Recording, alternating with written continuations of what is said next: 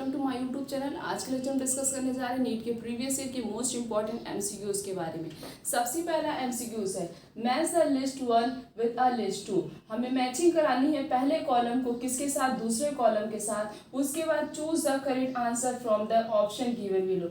ये जो ऑप्शन दिए गए उसके बाद इस ऑप्शन में से हमें करेक्ट आंसर बताना है। सबसे पहले क्या दिया, लेंटिसल्स। मैचिंग कराने का सबसे बेस्ट तरीका होता है कि पहला हम ऑप्शन देखेंगे। जैसे पहला दिया लेंटिसल।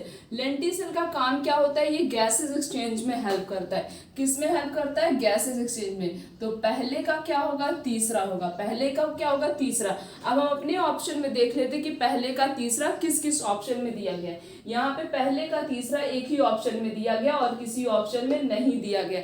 सपोज अगर किसी कॉलम में जो है मैचिंग कराने में अगर किसी कॉलम में दूसरे ऑप्शन में भी अगर तीसरा दिया है तो हम दूसरे का फंक्शन देखेंगे, उसकी मैचिंग कराएंगे। अगर वो भी रिपीटेड है तो हम तीसरा देखेंगे, तीसरे तक तो हमारा आंसर आ जाएगा। बट यहाँ पे फर्स्ट भी आ गया है आंसर और हमें ऑप्शन देखने की कोई जरूरत नहीं। कभी कभी ऐसा होता है कि पहले का आंसर हमें आता रहता है, जैसे पहले का आ गया लेंटिसल्स का फंक्शन हमें पता है, बट अगर हमें कॉक कैम्बियम का फंक्शन नहीं याद आ रहा है तो हम इजी तरीके से स्प्लिटिंग कर ले। सबसे बेस्ट होता है मैच द कॉलम को करेक्ट करना। ये मैच द कॉलम कभी भी गलत नहीं होगा। जो ऑप्शन मतलब जो भी कॉलम में से हमें जो भी आंसर आ रहा है सबसे पहले उसकी मैचिंग करा लो, फिर उस कॉलम में देख लो ऑप्शन दिए गए कि नहीं दिए गए, फिर उसके बाद उसे टिक कर दो। तो यहाँ पे तो लेंटिसल का फंक्शन क्या होता है, एक्सचेंज ऑफ गैसेस एक्सचेंज में हेल्प करता है। तो पहले का क्या होगा, तीसरा। अब हम देख लेते कॉक कैम्बियम का क्या होगा, कॉक कैम्बियम को फेलोजेंस बोलते हैं। सेकेंडरी कॉर्टेक्स को क्या बोलते हैं, फेलोडम बोलते हैं। कॉर्क को क्या बोलते हैं, समब्रिम डिपोजिशन बोलते हैं। सो the correct answer is second. Next question is a specific recognition sequence identified by endonucleases to make cut at a specific position within the DNA is।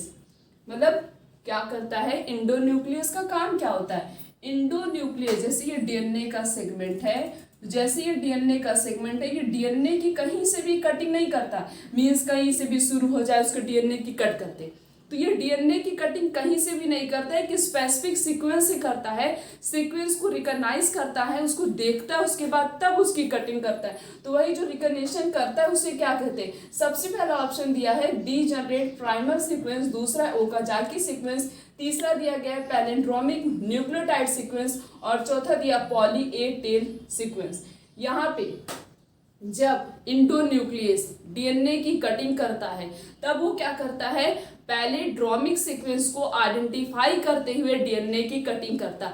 अब ये पैलिंड्रोमिक सीक्वेंस क्या होता है, पैलिंड्रोमिक सीक्वेंस का मतलब होता है अगर हम आगे से पढ़ रहे हैं, मीन्स फ्रंट से पढ़ रहे, बैक से पढ़ रहे, दोनों तरफ से हम पढ़ रहे हैं, दोनों क्या आना चाहिए, सेम आना चाहिए। मीन्स आगे पीछे कहीं से भी पढ़े वर्डिंग क्या होगी, सेम होगी। मीन्स जो हम रिपीट कर रहे हैं, जो हम पढ़ रहे हैं वो क्या होगा, सेम होगा। तो जैसे इसीलिए तो डीएनए की कटिंग, जो डीएनए कट करता है मीन्स ये जो इंडोन्यूक्लियस कट करता है डीएनए की, वो एक पैलिंड्रोमिक सीक्वेंस को रिकॉग्नाइज करते हुए तब जाके डीएनए की कटिंग करता है। So the correct answer is सी।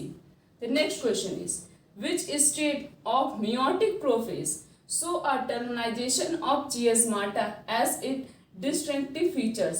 हमें ये बताना है ऐसा कौन सा meiotic प्रोफेज फेस है, स्टेज है, जिसमें क्या होता है, टर्मिनाइजेशन होता हो किसका, चियास्माटा का टर्मिनाइजेशन। और चियास्माटा का टर्मिनाइजेशन कौन से फेज में होता है, सबसे लास्ट वाले स्टेज में होता है, दैट इज डाइकाइनेसिस। पहला ऑप्शन दिया लिप्टोटिन, दूसरा जाइगोटिन, तीसरा डाइकाइनेसिस, चौथा है pachytene. The correct answer is C, that is diakinesis. Diakinesis में क्या होता है, ये कैसा meiotic प्रोफेज है जिसमें क्या शो करता है, ये चियास्माटा का टर्मिनाइजेशन शो करता है। So the correct answer is C. Next question is family planning programme was initiated in. इसमें ये पूछा गया फैमिली प्लानिंग प्रोग्राम किस ईयर में स्टार्ट हुआ था। सबसे पहला ऑप्शन दिया गया 1920, दूसरा ऑप्शन है 1930, तीसरा 1950 और चौथा दिया गया 1951। जहाँ पे रिप्रोडक्टिव हेल्थ, जहाँ पे WHO के बारे में बात की गई है, वहाँ पे लिखा गया है कि फैमिली प्लानिंग प्रोग्राम जो है वो 1951 में स्टार्ट हुआ था। किस ईयर में स्टार्ट हुआ था, 1951 में। Next question is amniocentesis is a technique use to, amniocentesis जो टेक्निक होती है उसका यूज कहाँ पे किया जाता है? सबसे पहला ऑप्शन दिया गया है determine error in amino acid metabolism in embryo. क्या अगर एम्ब्रियो के अंदर प्रॉपरली अमाइनो एसिड का डेवलपमेंट नहीं हुआ, क्या उसको डिटरमाइन करने के लिए यूज किया जाता है? दूसरा ऑप्शन दिया है pin point specific cardiac element in the embryo. क्या बेबी के कार्डियक साइकिल में कोई प्रॉब्लम है तो उसको आइडेंटिफिकेशन के लिए अमीनोसेंटेसिस टेक्निक का यूज किया जाता है। तीसरा दिया गया है determine any hereditary genetic abnormality इन एम्ब्रियो।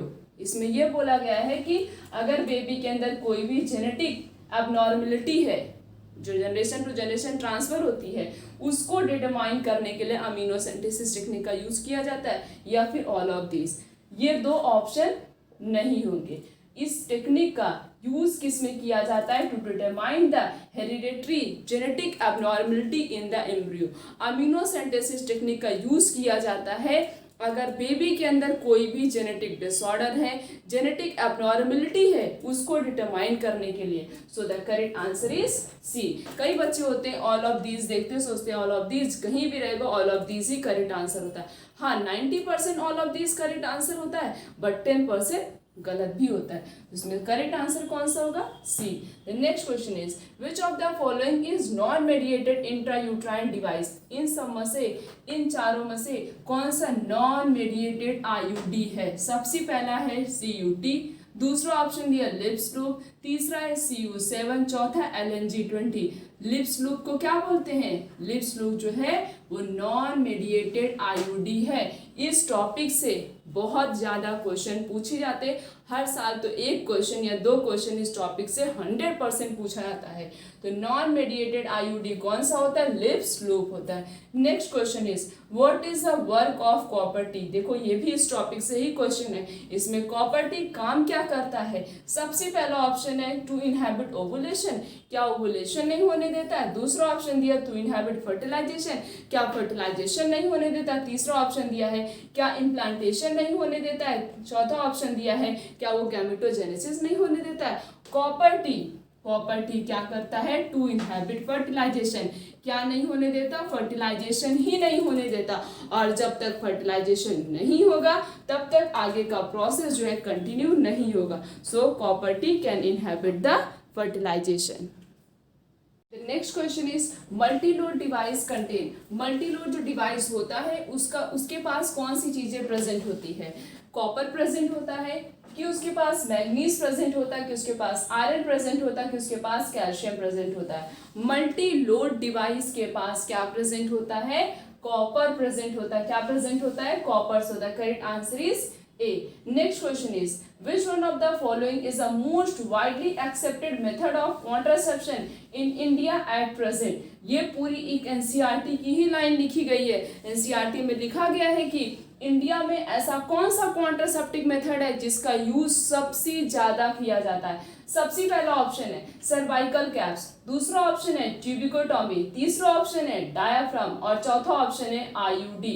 सबसे ज्यादा वाइडली यूज एक्सेप्टेड टेक्निक है इंडिया में in present time is IUD. सबसे ज्यादा किसका यूज किया था? इंट्रायूट्राइन डिवाइस का यूज किया था अभी प्रेजेंट टाइम में। सो the correct answer is D.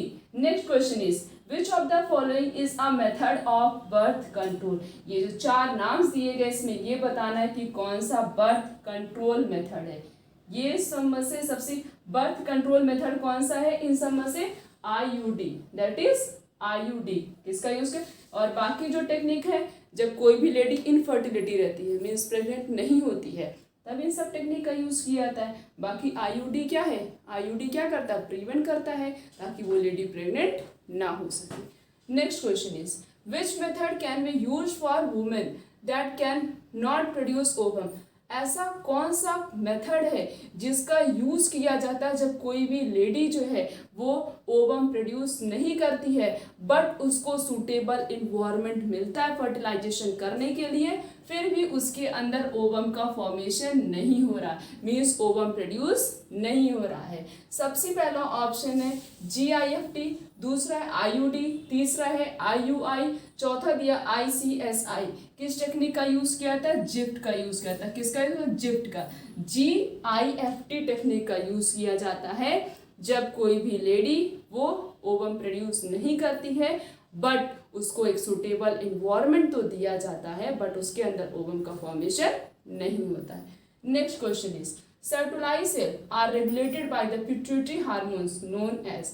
उस हार्मोन का नाम बताओ जो हार्मोन सर्टुलाई सेल को क्या करता हो? कंट्रोल करता हो। जैसे LH हार्मोन क्या करता है?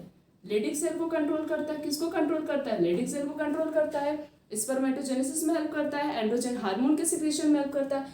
वैसे उस हार्मोन का नाम बता जो सर्टुलाई सेल को रेगुलेट करता है। सबसे पहला ऑप्शन है LH, LH तो नहीं होगा। GH ग्रोथ हार्मोन का कोई इसके साथ कनेक्शन ही नहीं। रही बात प्रोलैक्टिन, प्रोलैक्टिन का भी कोई काम ही नहीं इसके अंदर, प्रोलैक्टिन हार्मोन अलग ही हार्मोन हो गया। बचा क्या? FSH। कौन सा हार्मोन बचा? FSH, follicle stimulating hormone. क्या करता है? ये सर्टुलाई सेल के फंक्शन को कंट्रोल करता है। अगर हम कंफ्यूज हो रहे हैं, हमें याद नहीं हो रहा, तो याद करने का एक ट्रिक बताते हैं। जैसे LH ल्यूटिनाइजिंग हार्मोन, ल्यूटिनाइजिंग किससे स्टार्ट हो रहा है? L से स्टार्ट हो रहा है। और लेडी किससे स्टार्ट हो रहा है? L से। ये भी स्टार्ट हो गया, तो ल्यूटिनाइजिंग हार्मोन क्या हो गया? लेडिक सेल पे एक्ट करता है। फिर सर्टुलाई सेल को हम कैसे याद करें? FSH क्या होता है? Follicle stimulating hormone. बीच में S आ रहा है, तो ये सर्टुलाई सेल क्या करता है? किससे रेगुलेट होता है? By the help of follicle stimulating hormone. So the correct answer is C. The next question is in most mammals the testes are located in scrotal sac for। ज़्यादातर मैमल्स में जो testis होता है वो एक scrotal sac में present होता है, मीन्स एक पाउच लाइक स्ट्रक्चर में प्रेजेंट होता है। अब वो पाउच लाइक स्ट्रक्चर में क्यों प्रेजेंट होता है उसका रीजन बताना है। सबसे पहला ऑप्शन दिया है more space to visceral organ, क्या ताकि और भी जो ऑर्गन है उनको ज़्यादा स्पेस मिल जाए इसलिए। दूसरा दिया गया क्या स्पर्मेटोजेनेसिस करने के लिए प्रेजेंट होता है। तीसरा दिया है क्या सेक्स डिटर्मिनेशन करने के लिए टेस्टिस स्क्रोटल सैक में प्रेजेंट होता है। चौथा दिया गया है इंडिपेंडेंट फंक्शन ऑफ किडनी, क्या किडनी के फंक्शन को कंट्रोल करने के लिए टेस्टिस जो है स्क्रोटल सैक में प्रेजेंट होता है। टेस्टिस स्क्रोटल सैक में क्यों प्रेजेंट होता है? इसलिए प्रेजेंट होता है to maintain the temperature. Temperature maintain करेगा तभी क्या करेगा? स्पर्मेटोजेनेसिस करेगा, मीन्स स्पर्म का फॉर्मेशन करने के लिए जो है टेस्टिस किसके अंदर प्रेजेंट होता है? स्क्रोटल सैक के अंदर प्रेजेंट होता है। So the correct answer is B। हमने इस लेक्चर में नीट के प्रीवियस ईयर के मोस्ट इम्पॉर्टेंट MCQs के बारे में डिस्कस किया। आने वाले लेक्चर में इस तरीके से और भी बहुत सारे MCQs के बारे में डिस्कस करेंगे, क्योंकि जितना ज़्यादा हम प्रैक्टिस करेंगे उतना ही हमारे लिए क्या होगा? बेस्ट होगा। तो हम और भी MCQs के अच्छे MCQs के बारे में आने वाले लेक्चर में डिस्कस करेंगे। आज के लेक्चर यहीं तक। Thank you.